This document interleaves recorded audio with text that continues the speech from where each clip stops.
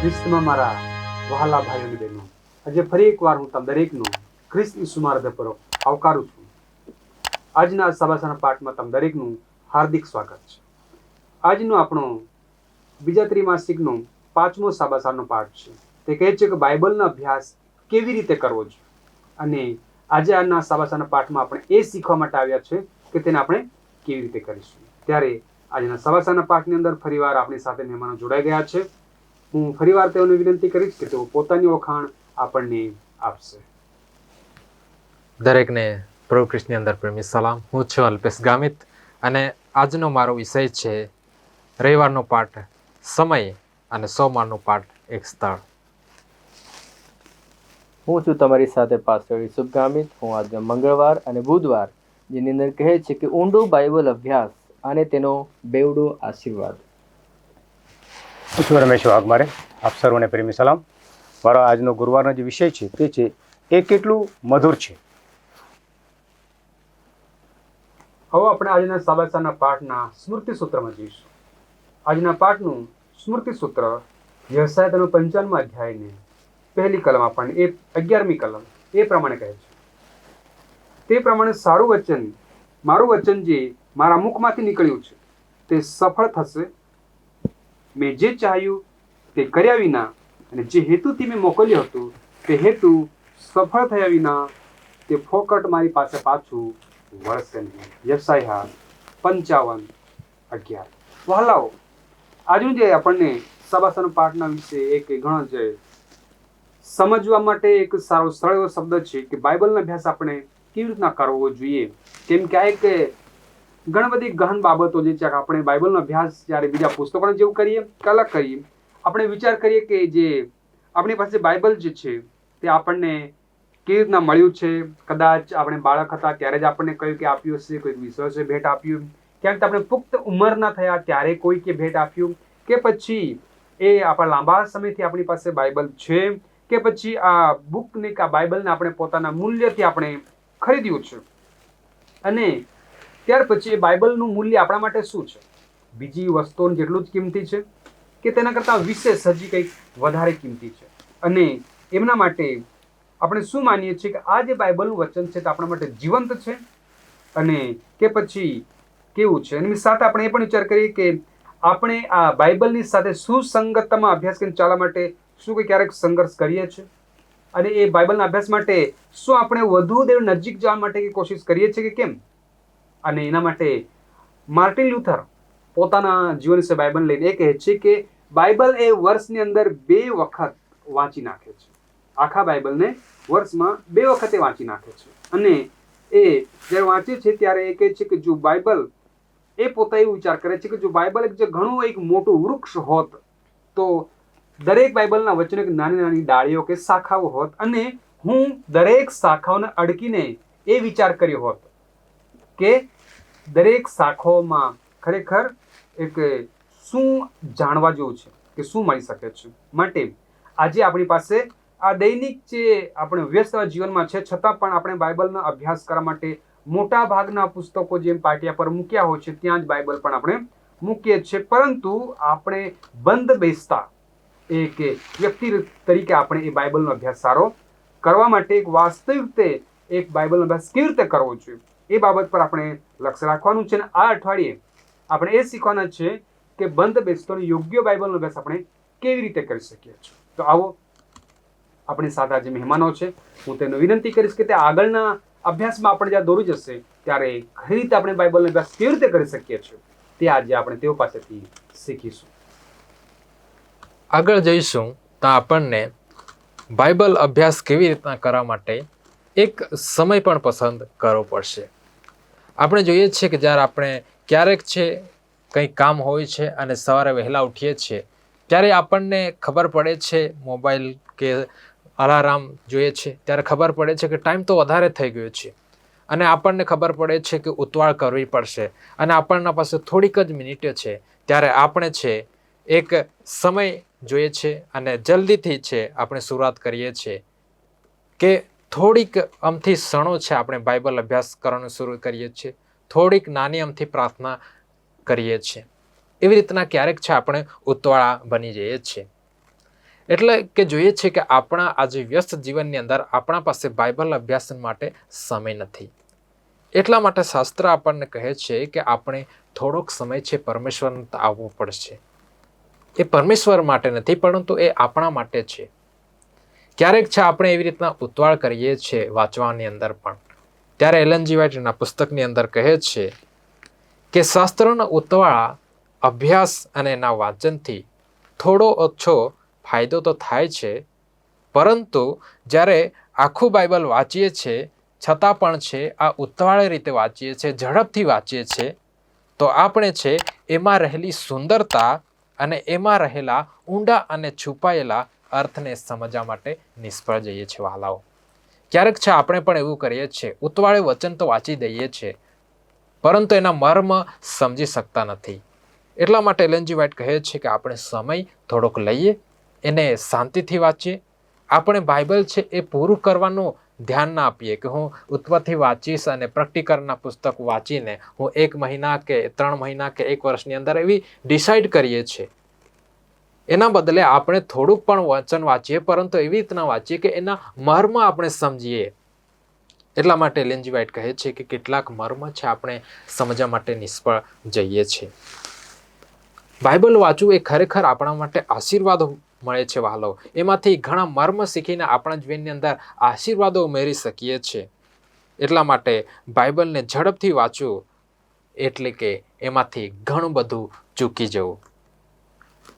એટલા માટે કહે છે કે જ્યારે આપણે ઈશ્વરના જે વ્યક્તિત્વ અને ઈશ્વર સાથેના નિકટતાનો સંબંધ વધારે મજબૂત કરવા માટે આપણે બાઇબલનો અભ્યાસનું વચન એક ધ્યાનપૂર્વક અને સમય લઈને કરવો જરૂરી છે, કે જેથી આપણે દેવનું જે અવર્ણિત અને સુંદર વ્યક્તિત્વ છે એને સમજી શકીએ. એ માટે આપણે સમય લઈને એ અભ્યાસ કરવો પડશે.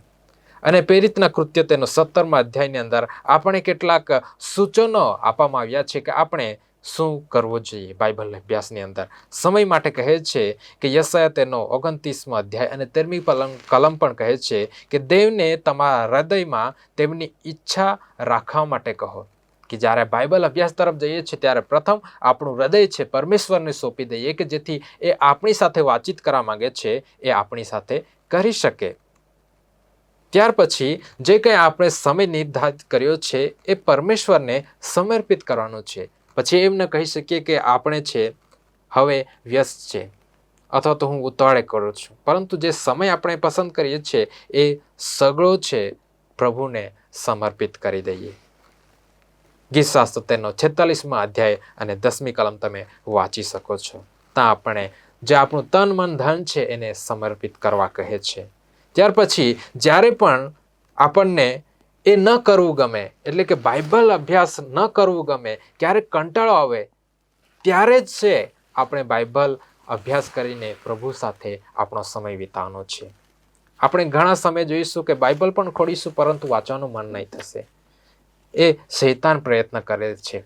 એટલા માટે એ જ સમયે આપણે મોટું મન રાખીને એ સમય છે આપણે બાઇબલ અભ્યાસની અંદર પસંદ કરીએ. અને જ્યારે આપણે સમય પણ કાઢીએ છીએ ત્યારે ક્યારેક છે આપણે એક એવું સ્થળ પણ પસંદ કરી લઈએ કે જે સ્થળે જઈને આપણે દેવની સાથે પ્રાર્થના કરી શકીએ, દેવની સાથે વાતચીત કરી શકીએ, કે અભ્યાસ કરી શકીએ. અને એ માટે છે આપણું શ્રેષ્ઠ અને સંપૂર્ણ ઉદાહરણ છે એ ઈસુ ખ્રિસ્ત છે. માર્કની લખેલી સુવાર્તા તેનો 1:35 તમે વાંચી શકો છો કે જ્યાં ઈસુ ખ્રિસ્ત એક સ્થળ પસંદ કરે છે અને ત્યાં જઈને એ પોતાના પિતા સાથે વાતચીત કરે છે. અહીં આપણે ઈસુ ખ્રિસ્તના ઉદાહરણથી આપણે શીખી શકીએ છીએ કે આપણે એક સ્થળ પસંદ કરીને પરમેશ્વરની હાજરીનો અનુભવ કેવી રીતના કરી શકીએ છીએ વહાલાઓ. આપણે એક કલ્પના કરીએ કે એક સૂર્યોદય થાય છે, એના પહેલાં છે એકાંત સ્થળ છે, સુંદર આબોહવા, સુંદર એવું નયનરમ્ય થતો એક શાંત એવી જગ્યા છે. ત્યાં એકાંત સ્થળે ઈસુ ખ્રિસ્ત જાય છે, એના પિતા સાથે એ મળે છે. એના સાથે છે એક નાની ટેકરીની અંદર અથવા તો એક સારી એવી જગ્યા, ત્યાં શાંતિની જગ્યા છે, ત્યાં જઈને એ પરમેશ્વર સાથે એના પિતા સાથે પ્રાર્થના અને વાતચીત કરે છે. આ એક કલ્પના કરી શકીએ છીએ વહાલાઓ. આપણે પણ એવી રીતના એક જગ્યા પસંદ કરીએ છીએ, શાંત પસંદ કરી શકીએ છીએ. આપણા ઘરના ઓરડાની અંદર કંઈક ખુરશીનો ભાગ, કંઈક ખૂણાનો ભાગ, કંઈક સોફાનો ભાગ ક્યાં પણ પસંદ કરી શકીએ છીએ અને કાયમ માટે ત્યાં બેસીને આપણે પ્રભુની ઉપસ્થિતિ અને એની સાથે વાતચીતનો અનુભવ કરી શકીએ છીએ. આ એક ઈસુ ખ્રિસ્તનું આપણા માટે શ્રેષ્ઠ ઉદાહરણ છે અને એક ઈસુ ખ્રિસ્તની પ્રતિબદ્ધતાનું વર્ણન કરે છે. એના માટે એક પ્રાથમિકતાનો એક દર્શાવે છે કે એના માટે પરમેશ્વર સાથે વાતચીત કરવા માટે શું જરૂરી હતી. એ દિનચર્યા શરૂઆત કરવા માટે એને શક્તિ અને બળની જરૂર હતી. એટલા માટે એ પ્રાર્થના કરવા જાય છે. એ માટે દેવ આપણને કહે છે કે મારું મુખ શોધ, અને એ આશા રાખે છે કે આપણે એનો પ્રતિભાવ ગીતશાસ્ત્ર 27:8 મુજબ આપીએ કે પ્રભુ તારું મુખ હું શોધું છું, અને એ આપણા એટલે કે એ વચન થકી આપણને આપશે. પેલો કાળ તેનો 16 અધ્યાયના 11મી કલમ કહે છે કે યહોવાને તથા તેના સામર્થ્યને શોધ. એ સ્થળ પસંદ કરીએ અને આપણે પરમેશ્વરની સાથે મળીએ અને એનું સામર્થ્ય, એનું જ્ઞાન અને એનું વ્યક્તિત્વ અને એનો સાથેનો સંબંધ છે ગાઢ બનાવી. આમેન. સારું, આ સમયે આપણે મંગળવારનો પાઠ જે આપણને જણાવે છે કે બાઇબલનો ઊંડો અભ્યાસ આપણે કેવી રીતે કરીએ. આજનું જો મેઇન મથાળું છે, આપણે જોઈ રહ્યા છીએ કે બાઇબલનો અભ્યાસ આપણે કેવી રીતે કરવાનો છે. પાસ્ટર અલ્પેશે સુંદરતાથી જણાવ્યું. આપણે સ્થળ અને સમય એ પસંદ કરવાનું ઘણું મહત્વનું છે.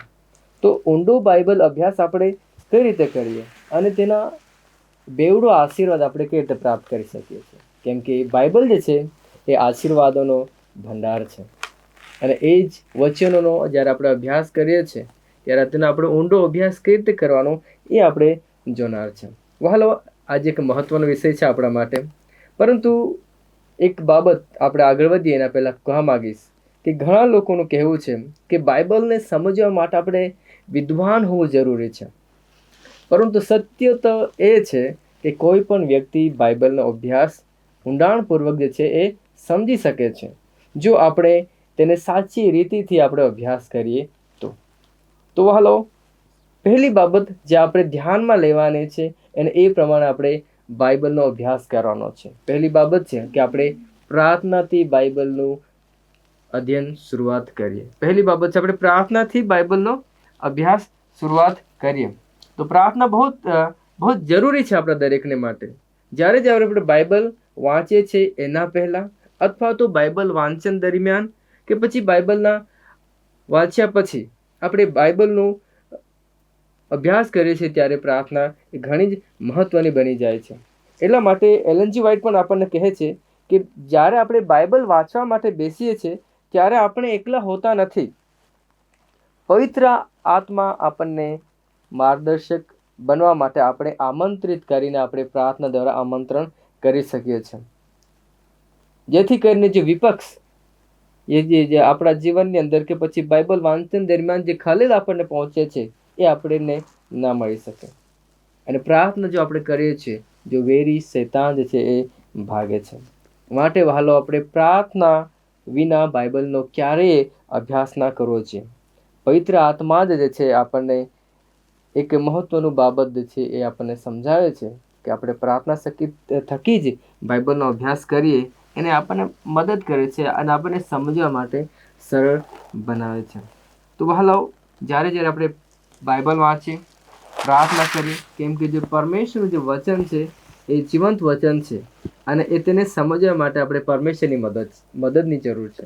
કેમ કે આપણા બુદ્ધિ થકી, આપણા સમજ થકી આપણે પરમેશ્વરના વચનો સમજ શકતા નથી. માટે જ આપણે પ્રાર્થના કરવી ઘણી જરૂરી છે. બીજી બાબત જે મેં તમને જણાવવા માગું છું કે પ્રાર્થના કરીએ, બીજી બાબત છે કે વાંચીએ અને લખીએ. જે કંઈ આપણે વાંચીએ છીએ એને આપણે લખતા છીએ. જ્યારે આપણે બાઇબલ વાંચન કરીએ ત્યારે તેના વિચારો શું કહેવા માગે છે તે આપણે લખવું જરૂરી છે. ત્યારે આપણે તેને ઊંડેથી આપણે સમજી શકીએ છીએ. અને લખવાથી એક બાબત છે આપણને સમજ આવે છે કે મેં શું વાંચ્યું છે, અને તેને આપણે જે લખીએ છીએ એ યાદ રાખવામાં આપણને સહાયતા મદદ પૂરી પાડે છે. એ નવા સત્યો એ પ્રમાણે આપણે શોધી શકીએ છીએ. જો આપણે પ્રાર્થના કરીએ છીએ અને લખીએ છીએ અને વાંચીએ છીએ, વાંચન કરીને લખીએ છીએ અને ત્રીજી બાબત જે આપણને આજના અભ્યાસ પાઠની અંદર કે સુંદર મહત્વની જે મળે છે કે જે વાંચ્યું છે, જે લખ્યું છે, એકબીજાની સાથે આપણે શેર કરવાનું છે, એકબીજાની સાથે આપણે બતાવવાનું છે. જે શીખ્યા છે બીજાની સાથે વહેંચવું ઘણું જ મહત્વનું છે, જેથી કરીને જ્યારે આપણે બીજાને સમજાવીએ છીએ તો આપણી સમજ પણ કે મજબૂત બને છે. તો હાલો, બાઇબલનો અભ્યાસ કરવા માટે ઘણા એવા રસ્તાઓ છે, જેમ કે એક વાક્ય આપણે વાંચી શકીએ છીએ, કે પછી અધ્યાય પ્રમાણે વાંચી શકીએ છીએ, કે આખો પુસ્તક આપણે વાંચી શકીએ છીએ, કે જે પ્રમાણે પાસ્ટર અલ્પેશભાઈએ કીધું કે આપણે યોગ્ય સ્થળ અને સમય નક્કી કરીને આપણે બાઇબલનો અભ્યાસ નક્કી કરી શકીએ છીએ. આપણે મિત્ર મંડળ ભેગા થઈને આપણે બાઇબલનો અભ્યાસ કરી શકીએ છીએ, પરંતુ એ પ્રાર્થના દ્વારા આપણે શરૂઆત કરવાની છે અને જે પોઈન્ટ છે આપણે લખવાના છે. અને વહાલાઓ, એક બાબત જે હું કહેવા માંગીશ કે જે રીતે આપણે એક મિત્રની સાથે આપણે નવા રીતે આપણી મિત્રતાને જીવંત રાખીએ છીએ, એ જ આપણે પ્રભુના સાથે આપણો જે સંબંધ છે, જે રિલેશનશિપ છે, એ આપણે નવી બાબતોથી આપણે જીવંત રાખવાની જરૂર છે. અને એની અંદર બાઇબલ વાંચન અને પ્રાર્થના સહિત એની શરૂઆત કરવાનું એ ઘણું જ મહત્વનું છે. વહાલાઓ, અને બાઇબલ જે આપણને શીખવે છે આપણે બીજાને પણ જણાવીએ. અને ખાસ બાબત જે આપણને મળે છે, જ્યારે આપણે બાઇબલનો ઊંડો અભ્યાસ અને સારી સમજપૂર્વક આપણે તેનો અભ્યાસ કરીએ છીએ અને જ્યારે આપણે એ વચનો બીજા સુધી પહોંચાડીએ છીએ, એકબીજાની સાથે આપણે વહેંચીએ છીએ, તેનો ડબલ આશીર્વાદ, એમનો બેવડો આશીર્વાદ આપણે પ્રાપ્ત કરી શકીએ છીએ. જે શીખેલી વાતો જ્યારે આપણે બીજા સુધી પહોંચાડીએ છીએ ત્યારે ત્યાં બે આશીર્વાદ આપણને મળે છે. એક તો આપણને પોતાને, અને જેની સાથે આપણે એ વચનો આપણે શેર કરીએ છીએ, જેની સાથે આપણે વહેંચીએ છીએ, એને પણ આપણે એના આશીર્વાદ છે આપણે એને વહેંચી શકીએ છીએ. તો વહાલાઓ, તો આ બંને જે છે સામેવાળા વ્યક્તિને અને આપણા પોતાને માટે એક વિશ્વાસને મજબૂત કરવા માટે એક મદદરૂપ છે. તો વહાલાઓ, જે કંઈ બાબતો આપણે શીખીએ છીએ દરરોજ, જે આપણા માટે જ સંદેશ હોતો નથી, પરંતુ અન્ય લોકો માટે પણ સંદેશ હોય છે. તો આપણું આત્મિક જીવન જે એક આત્મિક દોડ સમાન છે, તો આત્મિક જીવન જ્યારે આપણે દોડી રહ્યા છીએ, ત્યારે આપણે એ લક્ષ્ય તરફ બાઇબલના વાંચન થકી અને પ્રભુના વિશ્વાસની અંદર આપણે આગળ વધતા રહેવાનું છે. જ્યારે આપણે નબળા પડીએ છીએ ત્યારે આપણે બાઇબલ તરફ જોઈએ, બાઇબલના વચનો પણ આપણે ફરીથી શરૂઆત કરીએ. કેમ કે ઘણી વાર આપણે આપણા કામકાજને લીધે આપણે બાઇબલનો અભ્યાસ જે છે એ આપણે રોકાઈ જતા હોય છે, પરંતુ આપણે નવી શરૂઆત ફરી શરૂઆત આપણે કરવાની ઘણી જ જરૂરી છે. એટલા માટે યોહાન 17 અને 3 ની અંદર આપણે કહેવામાં આવે છે કે સાચું જીવન એ છે કે જ્યારે આપણે પરમેશ્વરને ઓળખીએ છીએ. તે પરમેશ્વરને આપણે કઈ રીતે ઓળખી શકીશું? વચનો દ્વારા, પરમેશ્વરના બાઇબલના સત્ય વચનો દ્વારા. માટે જ આપણે દરરોજ બાઇબલનો અભ્યાસ કરીએ, પરમેશ્વરની સાથે આપણે જોડાયેલા રહીએ, જેથી કરીને આપણું જીવન જે છે એ આપણને બદલી શકે છે. તો દરેકને માટે એક પ્રશ્ન હું પૂછવા માંગીશ કે આજે આપણે શું શીખ્યા એ આપણે અધ્યયનની અંદર લખીએ અને બાઇબલનો અભ્યાસ આપણે ગહનતાથી કરીએ. વહાલા, આજે આપણે નિર્ણય લઈએ કે રોજ આપણે બાઇબલનો અભ્યાસ કરીશું, પ્રાર્થના કરીશું અને જે શીખ્યા છે એ એકબીજાને આપણે બતાવીએ, કે જેથી કરીને આપણા એકબીજાનો જે વિશ્વાસ છે એ મજબૂત થાય. પ્રભુ કરો આ વચન થકી દરેકને આશીર્વાદ આપો. આમેન. સારું, તો આપણે આપણા આજના ગુરુવારના અધ્યયનમાં અમે જોઈશું કે જ્યારે અમે શાસ્ત્રોનો અભ્યાસ કરીએ છીએ તો શાસ્ત્રનો અભ્યાસ કેવી રીતે કરવો, બાઇબલનો અભ્યાસ કેવી રીતે કરવો, જે મથળું જે છે, તો તેમાં આપણે મંતવ્ય આપણે જોયા છે. Pastor Alpesh, pastor Ravindra, pastor Yusuf.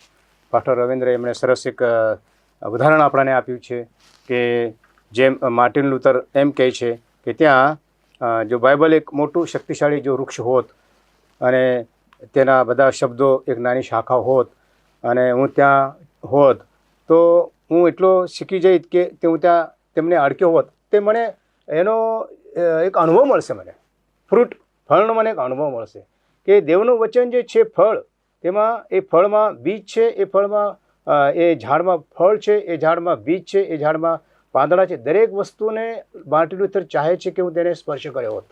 આજે અમે બાઇબલનો અભ્યાસ એવી રીતે કરવાનો છે, બાઇબલ એવી રીતે જોવાનું છે કે અમે એના દરેક વચન જે ડાળીરૂપ છે, જે દરેક શબ્દ જે એક ફળરૂપ છે, જે ડાળીઓ છે, દરેકને અમે એક સ્પર્શ અમે કરતા રહીએ, હૃદયથી સ્પર્શ કરીએ. હવે એનામાં પૂરું જ્ઞાન અમે એમાં વાપરીએ અને પ્રાપ્ત કરીએ કે દેવના વચન અમે કેવી રીતે અમારે લોકોને સમજાવવાનું છે ને.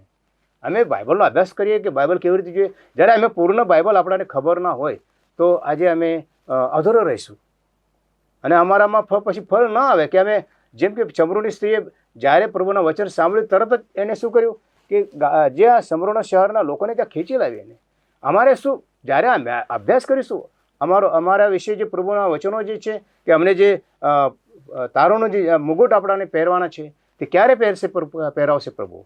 અમે જ્યારે એ ફળ આપીશું, એ વચનના બીજ અમે રોપીશું, જ્યારે અમે ત્યારે એને લણીશું, ત્યારે જે આનંદ આપણને મળશે તે પ્રભુને આનંદ મળશે. આપણે કાર્ય કરીશું, પ્રભુને આનંદ મળશે. આપણે અભ્યાસ કરીશું, આપણાને શાસ્ત્રોનો અનુભવ મળશે. અને એક દાઉદ ભક્ત કહે છે ગીતશાસ્ત્રમાં ત્યાં કે આ વચન કેટલું મધુર છે. 119 અધ્યાય 103 વચનમાં કહે છે, એક આનંદ માટે એક રૂપક શબ્દ ત્યાં વાપરવામાં આવ્યું છે કે ત્યાં મતપડાનો શબ્દ વાપરવામાં આવ્યો છે. વચન જે છે તે મતપડાને સમાન છે અને મોઢાને મત કરતાં તે મીઠું કરે છે. તો તારા શાસનોથી મને સમજણ મળે છે. અને જે દેવના શાસનો જે છે, દેવના જે નિયમો છે, દેવના જે કાયદાઓ છે, જે દેવની આજ્ઞાઓ છે, તેમાંથી મને સમજણ મળશે. અને જો તારા શાસ્ત્રોથી મને સમજણ મળે છે એટલે શું, એનો અર્થ શું થશે કે બાઇબલ અભ્યાસ માટે આપણે કેવી રીતે કરીએ છીએ તે સમજવામાં આ વિચાર મહત્વનો કેટલો બધો છે. તો અમે જ્યારે આ દુનિયામાં આપણે આવીએ છીએ, જ્યારે અમે દેવના વિશ્વાસુ છે, તો અમારે વિશ્વાસુ તરીકે અને વિશ્વાસુ રહીને અમારે શાસ્ત્રોનો અભ્યાસ અમે જ્યારે કરીશું તો નિશ્ચિત મીઠાઈની જેમ અમારા મુખમાંથી દેવના વચનો નીકળશે અને લોકો તેનો સ્વીકાર કરી શકશે. દેવના વચનની મીઠાશ આપણા આત્માને સાજા કરે છે અને આપણા વ્યક્તિત્વને આપણા જીવનને બદલી નાખે છે. જો આપણા જીવન બદલશે, આપણું વ્યક્તિત્વ બદલશે તો એનો પરિણામ લોકો પર થશે. લોકોના જીવન બદલશે, લોકોનું વ્યક્તિત્વ બદલશે. જો તમે પ્રભુથી દૂર રહ્યા હોય તો આપણે દેવના પાસે આવીએ, ઘૂંટને પડીએ અને તેમના વચનો ખોલી અને જે વચન જે ખડકમાંથી પાણી જેમ નીકળે છે, તો જ્યારે મૂસાએ ખડકમાંથી પાણી નીકળ્યું તે જ પ્રભુ ઈસુ ખ્રિસ્ત હતો. અને તે જ જીવનનું પાણી જ્યારે અમે પીએ ત્યારે તેનાથી અમે સંતુષ્ટ થઈએ. પછી અમને કોઈ એવા વચનની તરસ ન લાગે. સ્વર્ગમાં જવા માટે અમારે કોઈ પ્રબોધની કોઈ સંદેશાની જરૂર નથી, પણ અમે જ્યારે લોકોના આગળ અમારું દેવનું પ્રેમ અમે પ્રગટ કરીશું અને પ્રેમ અમને શાસ્ત્રમાં જોવા મળશે જ્યારે અમે શાસ્ત્રોનો અભ્યાસ કરીશું. જો અમે યશાયાના પુસ્તકમાં આપણાને ત્યાં સરસ પ્રબોધ કરવામાં આવ્યો છે કે જેઓ તેમની પાસે આવે છે તેમને પ્રભુ તેમના વચનમાંથી ખાવા માટે શું આપશે. તો યશાયાના પુસ્તક તેનો 95 અધ્યાય છે, એમાં આપણે જોઈએ છીએ કે ત્યાં પાણી છે, ત્યાં દ્રાક્ષરસ છે અને ત્યાં દૂધ છે. આ દરેક જે વસ્તુ જે છે, ખાવાની વસ્તુ, તે એક પ્રતીકો આપણા માટે આપવામાં આવે છે. તો મધ જે છે તે પણ એક ખોરાક છે. વચન મધુરૂપી છે, વચન પાણીના સમાન છે, વચન દૂધના સમાન છે, વચન દ્રાક્ષરસ સમાન છે. તો તેમનું અહીં તેડું શું છે, પ્રભુ આપણાને શું તેડો આપે છે? તો 55 અધ્યાય અને તેમાં કહેવામાં આવે છે, હે તૃષિતજનો, તમે સર્વ પાણીની પાસે આવો, જેની પાસે કંઈ નાણું ના હોય તે તમે આવો, વેચાતો લો. આ તેડું છે, તમે વેચાતો લો, તમે તેની પાસે આવો. જો તમે તરસ્યા હોય તો તેની પાસે આવો. આ એક આપણાને તેડું છે. તો પડકાર શું છે? 5 વચનમાં કહે છે, જો જે પ્રજાને તું જાણતો નથી તેને તું બોલાવીશ. જો તું શાસ્ત્રનો અભ્યાસ કરીશ, જો તું તરસ્યો હોય, તારામાં તરસ હોય, તને જો ભૂખ હોય તો તું તરસ્યો હોય તો તું લોકોને તરસ આપીશ, લોકોને તું તરસાવીશ, વચન માટે તરસાવીશ. અને ત્યાં કહે છે, જો જે પ્રજાને તું જાણતો નથી તેને તું બોલાવીશ, ને જે પ્રજા તને જાણતી નહોતી તે તારો દેવ યહોવાને લીધે તારી પાસે દોડી આવશે. આપણાને પ્રજાને દોડી લાવવાનું છે, પ્રજાને પ્રભુ પાસે લાવવું છે. પ્રથમ આપણે દેવનો અભ્યાસ કરીએ અને તેનું વચન શું છે અમે જોયું છે. પાસ્ટર રવિન્દ્રે એમને જે શાસ્ત્ર વાચન જે શરૂઆતનું જે છે જે સ્મૃતિસૂત્ર છે તેમાં આપણને જણાવ્યું છે કે તે પ્રમાણે મારું વચન જે મારા મુખમાંથી નીકળ્યું છે તે સફળ થશે. મેં જે ચાહ્યું તે કર્યા વિના ને જે હેતુથી મેં તેણે મોકલ્યું હતું તેમાં સફળ થયા વિના તે ફોકટ મારી પાસે આવશે નહીં. જો પ્રભુનું વચન અમને મળ્યું છે, પ્રભુ આપણાને પડકાર આપે છે કે તે વચન ફરી કંઈ ને કંઈ કશું ને કંઈક ને કંઈ લઈને આવશે મારી પાસે. આ પ્રભુનો પડકાર છે. અને એલન જી વ્હાઇટ ત્યાં કહે છે કે જો અમારી પાસે જે દેવનું ફળ છે તે કિંમતી ઝવેરાત છે. એક જ્યારે ખાણમાં ખોદ્યા પછીથી જ્યારે તે ઝવેરાત મળે અને તે બાઇબલમાં શોધવા જેવું છે. આપણને આ બાઇબલમાંથી ઝવેરાત મળશે, દેવના સ્વરના વચનો મળશે કે આપણે શોધવા જોઈએ, તેની ખોજ કરવા જોઈએ, ખોદાણ કરવું જોઈએ. અને જેથી કેટલીક બાબતો આપણાને કેટલાક ફકરાઓ બાઇબલમાં આપણને બતાવવામાં આવ્યા છે. અને ખરેખર આપણે તે જો લોકોના આગળ પ્રગટ કરીશું તો નિશ્ચિત લોકો દેવના વચન પાસે આવશે. પ્રભુ કરે આપ સર્વને આશીર્વાદ આપે. વહાલો, આપણે આજ ફરી એકવાર સુંદર દેવના વચનો સાંભળી ગયા છે. અને આજનું જે વચન આપણને એ શીખવી રહ્યું છે કે આપણે બાઇબલનો અભ્યાસ કેવી રીતે કરવો છે. વહાલો, હું આમંત્રિત મહેમાનનો આભાર માનીશ. અને એમની સાથે એક વાત મને યાદ આવે છે, હું તમને વાત કરવા માંગીશ. એક વખત એક વ્યક્તિ જલ્દી ઉતાવળમાં બાઇબલનો અભ્યાસ કરે છે.